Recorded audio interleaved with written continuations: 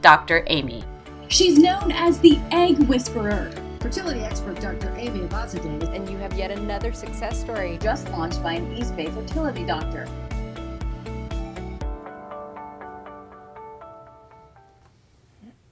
Hi everyone, thanks for joining us tonight on another episode of the Egg Whisperer Show. We're closing out 2017, so I can't imagine a better topic than the top fertility stories of this year to share with you. And it's been such an exciting year of great fertility stories, scientific breakthroughs, so I just wanted to make sure that you knew each and every one of them, because each story basically has something pretty compelling to teach us. So if you didn't know the story, you might want to keep listening to learn more.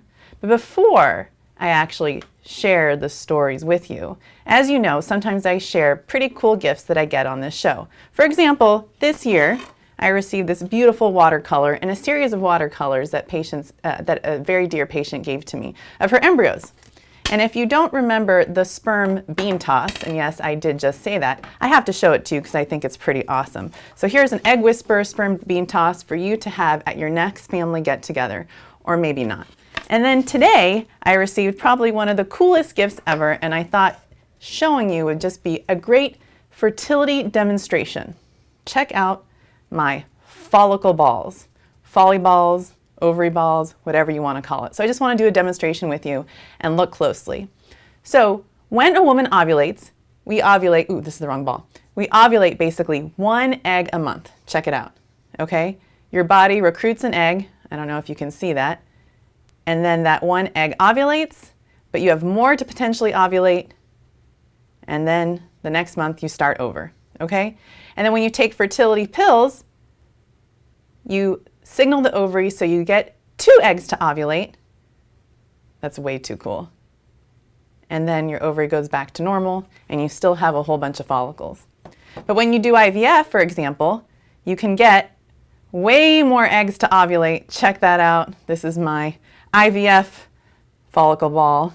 You can see that you'll get so many more follicles to ovulate, and that potential number of eggs that are going to ovulate just basically depends on that resting number, and everyone's folly ball is different. So maybe we should get folly balls designed for each patient so you can focus on your folly balls. Anyways, I digress.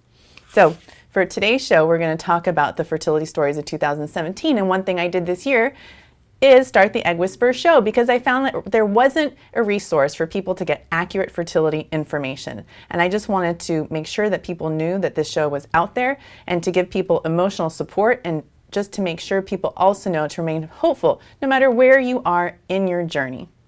So let's start with the stories. So basically, the only way you would miss that George Clooney had a baby, in fact he had 2 babies, is if you almost lived under a rock. And I don't want to insult people who didn't know that this actually did happen. But George Clooney, the story goes that he didn't want kids, reportedly, allegedly. He had a vasectomy, and then supposedly he had a vasectomy reversal or an aspiration, and his partner went through IVF.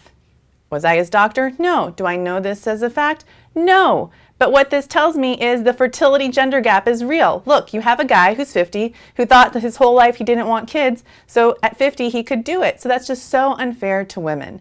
And this just makes us continue the conversation and makes me continue my fertility awareness programming to make sure that women know that fertility testing should be ingrained in our everyday, well, not so much every day, but our everyday health checkups. So there's no reason why women shouldn't have the same opportunity as men. Look, if Jay-Z, Mick Jagger, the President of the United States can have kids over 50, I don't see why women shouldn't have that opportunity also.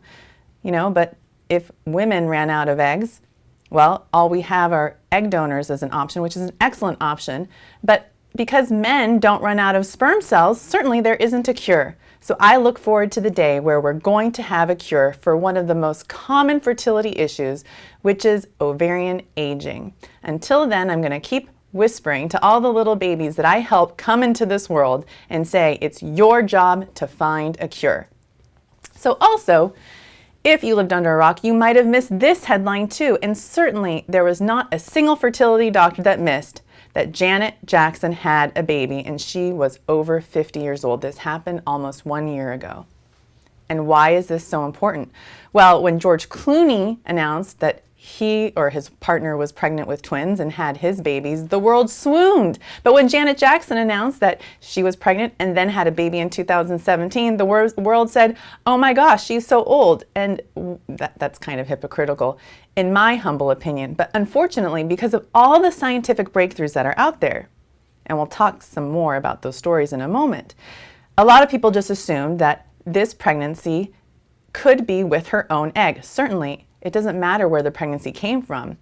It's natural, it's precious, right? Even if you use science, there's always an element of nature that goes into each pregnancy. But the chance that a 50-year-old actually has a viable egg is less than 1%. Less than 1%. So that means there's a 99.9% chance that a 50-year-old who is pregnant or has a baby, it's not with her own egg.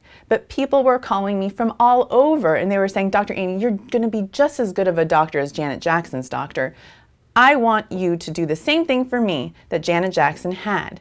And I said, well, if I were you, I would freeze your eggs at a younger age, perhaps 15 years ago, if you're 50, so that we can have a chance for you to have a baby at 50 also. Or we can talk about embryo donation or egg donation. So definitely, her news allowed us to talk more openly about other possibilities and creative ways for people to have babies, but it may have also misled the general public about how babies are born from women who are over 45. So the third story, and when I say three-parent and I'm walking around the street and I do my Dr. Amy Egg Whisperer on the fly, and I do this when I'm in elevators and it makes people quite uncomfortable and it's really funny, is I ask people, what's three-parent IVF? Because you hear about it so often in the news, but honestly, it's all clickbait because it's really not about three people making a baby. It's basically an egg donor's mitochondria. The nucleus is removed from that egg, and the mom, her nucleus is placed inside the egg. So it's basically a nuclear swap or mitochondrial donation. And so that baby is going to have only the looks, the physical traits of her mom or his mom, and not of the egg donor. So imagine it's like having a liver transplant. If you are given the gift of a liver, you're going to have a little bit of DNA from that liver, the person who donated the liver, but certainly you're not going to be looking like that liver donor, the way a lot of people think. So do I think that three-parent IVF is something that we are going to be able to benefit from as women, especially women over 40? Not anytime soon. Is it possible that this technology could potentially help rejuvenate a woman's eggs so that she can have pregnancies in the future? Well, right now we're only looking at it for people with mitochondrial diseases. These are very rare, inherited, heartbreaking diseases that this technology can cure. And right now it is not approved by the FDA. But certainly there was a lot of chatter about this in 2017 and earlier. So if you didn't hear about the story, be sure to read about it. And maybe there's something that will be more available to us women here in the US in the near future. Right now, not yet. So the next story is the story of, let me just click back here, the oldest frozen embryo ever was transferred and turned into a baby. And I want to break out in song and start singing Ice, Ice Baby or Baby It's Cold Outside, but I'm not going to. I'm going to spare you all. But I get this question all the time. People always ask me, Dr. Amy, I have these embryos. How long can they stay frozen? And now I can actually say they can stay frozen for over 20 years because this embryo was over 20 years old. And the second oldest embryo was actually 19 years old, and it was thawed right here in the San Francisco Bay Area.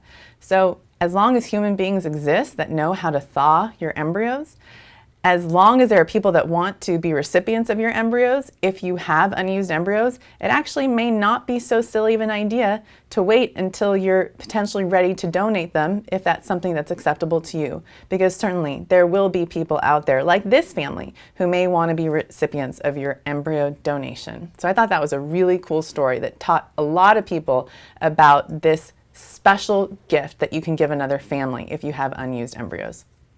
Okay, so the next story, to me, was almost as amazing as a man on the moon. So with this gene technology called CRISPR, this scientist was able to edit a disease in an embryo. So imagine you have a child that's affected with the disease, and you want to create embryos and make sure that those embryos are unaffected, well, we're not ready for prime time with this technology, but this is quite remarkable as a possibility to cure diseases in embryos. So, my mind just starts racing when I hear this kind of stuff, because I'm thinking about embryos that are, let's say, chromosomally abnormal for patients who are older, who are still trying to have a genetically normal pregnancy. But also think about families with embryos that, let's say, are affected with cystic fibrosis, and they still want to have a child and not destroy that embryo. So is this possibly a technology that can be used in the future?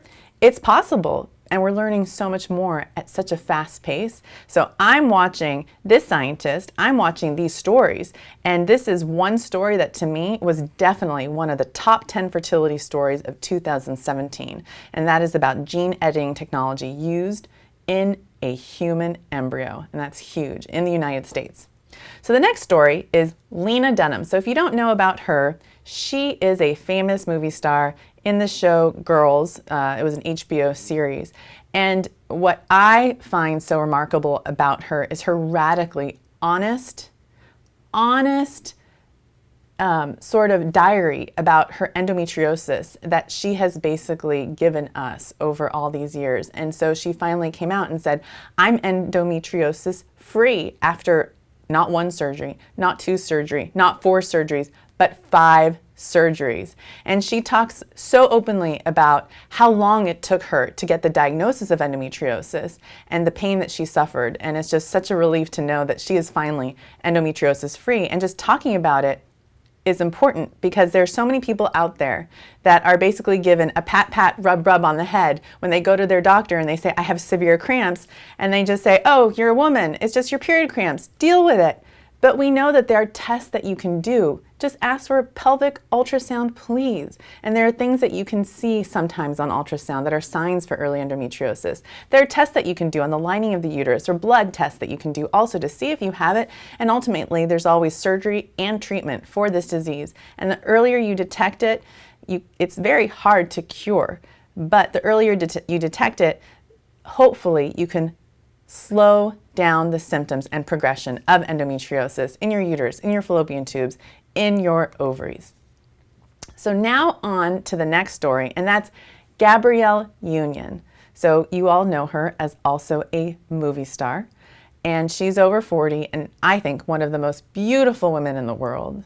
And her story just, broke my heart because of the number of miscarriages that she's had. Not that it's a competition. To me, one miscarriage is just too many for anyone to go through.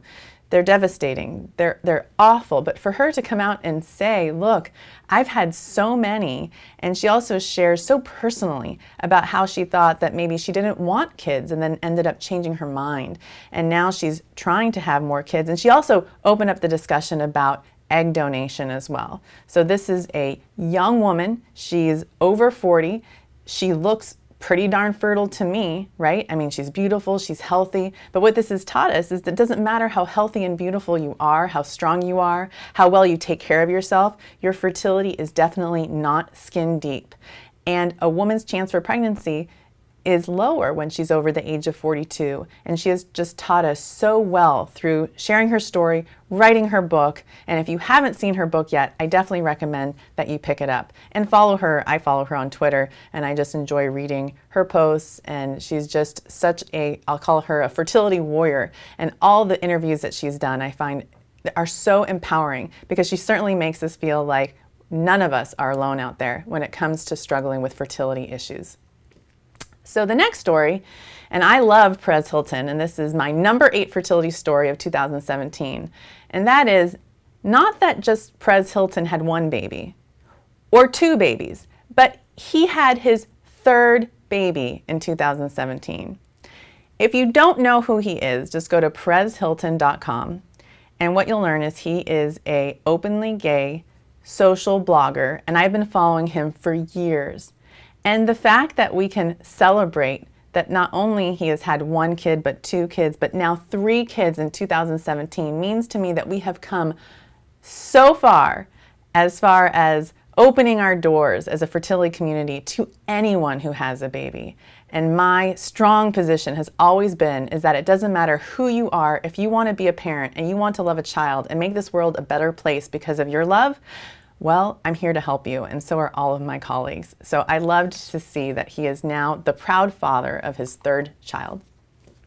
So, and I think his stories are hilarious, and I just think he's so fun to watch. Whenever you have a moment and you want to just do something just to kind of distract yourself from the world, just go to his website and you'll laugh, okay? So the next story is story number 9, and that is the story of a sperm donor that found out that he had 15 biological, basically he donated to families, and that resulted in 15 children. And these children found each other through websites like Ancestry.com and the different types of DNA websites that are out there. And it seems to me like 2017 was the year for people to find out that they had half siblings from, or even full siblings from websites like this. So you have to go to this story and see this family reunion because it's so incredibly special to me to see how these kids are all connected in such a unique and really special way and how bonded they are all. Because I think as people are becoming more and more creative with family building, we're questioning more and more about, what the sort of ramifications will be on children. And just seeing stories like this just make us realize that everyone's going to be okay. Excuse me.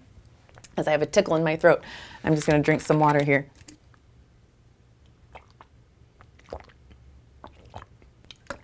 Excellent. Back to my balls. If you haven't seen these balls, if you didn't watch the beginning of the show, these are like the coolest things ever. Okay, so my top 10 or last story of 2017 was just this past month, and that was the first baby born from a uterine transplant in the United States. It wasn't the first baby ever, but the fact that a baby was born successfully in the United States was pretty remarkable to me. Again, it shows that we've come a long way. I'm hoping in 2018, I'll say the first U.S. transplant in a man happened, because that would be pretty awesome too. But until that day, we'll celebrate it happening to a woman. And so I just want to talk about this quote, and this was a quote from the woman who donated her uterus to a stranger. And she was asked in a Time magazine interview, people ask, how much are they paying you? And she said, I'm not getting paid anything. Why do I have to get paid to help somebody? It's not about that. It's about providing something to someone else. You're being a good human. We need more good humans in this world. And I just loved that quote, because certainly I can't imagine a bigger gift to be giving someone than a gift of your uterus so that you can help that person have the family that they so desire. So I want to say thank you again for joining me on tonight's show. Be sure to ask more questions. Go with your gut. If you have fertility questions, write them down, go to your fertility doctor. You can also contact me through the Egg Whisperer website. You can email me at email@eggwhisperer.com. I'm always happy to answer your questions. And it seems like December is the month for me to have a cough through all my shows. I'm sure all of you out there know what it feels like to have a little bit of a cold, and hopefully in January it will go away. So thank you everyone for joining me. I hope you'll keep calm and get ahead of this problem of infertility, and I hope you enjoyed tonight's show on the top 10 fertility stories of 2017. Have a good night.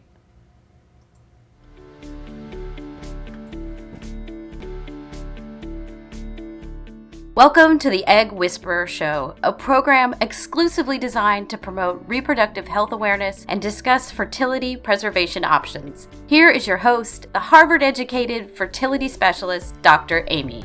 She's known as the Egg Whisperer. Fertility expert Dr. Amy Abazadeh. And you have yet another success story. Just launched by an East Bay fertility doctor.